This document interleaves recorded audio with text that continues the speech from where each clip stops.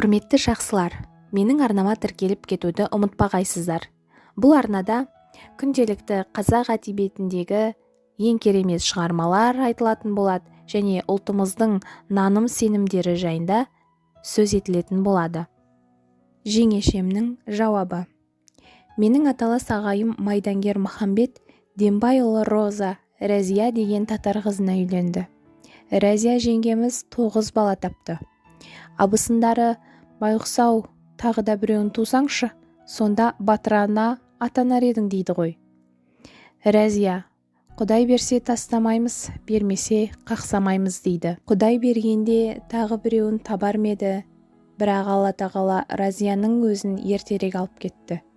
Асығыс алып кетті. Абайсызда тағы біреуін туып қоя ма деп асықты ма кім білсін. Бір кем дүние.